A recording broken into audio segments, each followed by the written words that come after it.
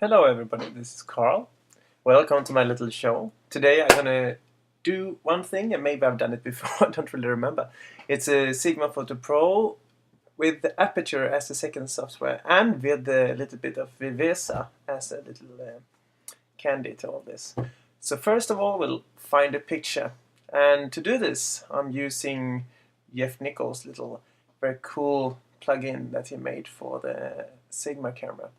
And that is the Quick Look plugin. In order to find that, you just go to Google and you type X3F Quick Look. I have this photo on the website, so why not choose that one and see what happens. I right click here, open with Sigma Photo Pro. I do use Sigma as the main software. Sometimes I use Raw Developer. It really depends on what I want to do with the picture. In this case, I will actually take reset so that everything is standard. As you see, it becomes a bit pale. You know, that's the raw data. It's a lot of dynamic range, and you see some red stuff here. And the red stuff comes because of this. Show warning. I can click it off and click it on. And that way I can have a little bit more control of where the overexposure is. Or underexposure. In this case, I will move this so you see it a little bit better. I will go down in shadow, utilize C. Yeah, there we have a little bit of, going over the edge, so to speak.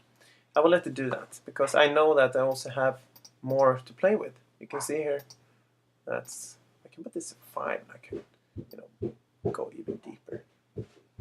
I like deep blacks. Yeah, that's nice. Not too bad.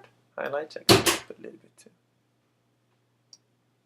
I think that when this one hits the roof, then it's too much. Yep. So now, the colors.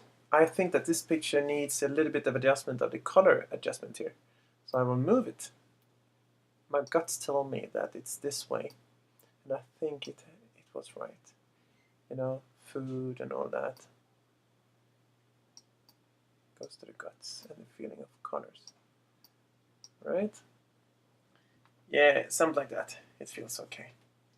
Sharpness, fill light, exposure in this case is good. I don't need to change that. If there is something else missing, I can continue with that inside Aperture or maybe Lightroom, depending on your choice of post-processing software. You could also, of course, use Photoshop, but with all these new tools, it's really helpful to skip Photoshop and just go directly into Aperture or Lightroom. Especially when it now supports plugins, both of them. Okay, so next step, save the picture. When you save the picture, you have this little thing here. So we press this one, you save the information to the raw file. You can also do that by just pressing this button up here. You click it and we'll say, do you want to save the settings? Yes. Because maybe you would like to continue with the next picture before you save it, So that's a good thing. Now, save again. Save the settings anyways. I choose TIFF 16-bit. You could do 8. It doesn't really matter. It's not like a death thing here. Color space. I do use sRGB. I'm not sure why, but I do it. Same size. That's the 4.6 megapixel output. I could use double size and save a little bit of a hassle if I'm thinking about printing it. But in this case, I'm only going to show it on the website. So I choose my temp folder, which I have here, and save. I replace the picture I already had there because I did a test of this, before I do this. Okay, so close this software and close here. I go into Aperture. I will start it. Have you seen how big my screen is? I just go like this, this is from corner to corner. 24-inch iMac. Woohoo! Okay. So this is the business. I'll find my picture. Here we have one that I already worked with. Okay, let's import it. Import. I'm going to my temp folder. Here it is. I think it is this one. Yep. Import. Thank you. there it is, because this one I already played with. Okay, so this is what it looks like. Now go into adjustment.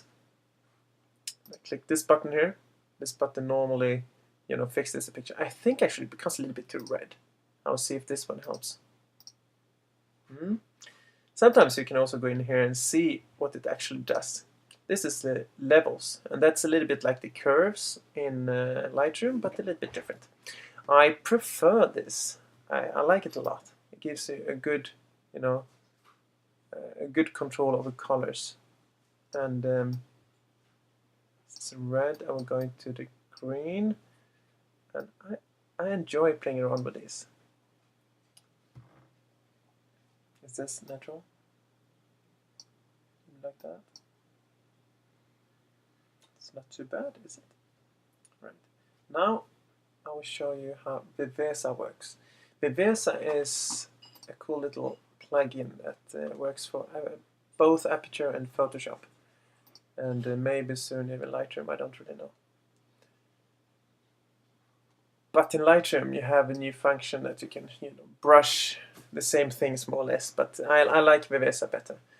It has some finer adjustments.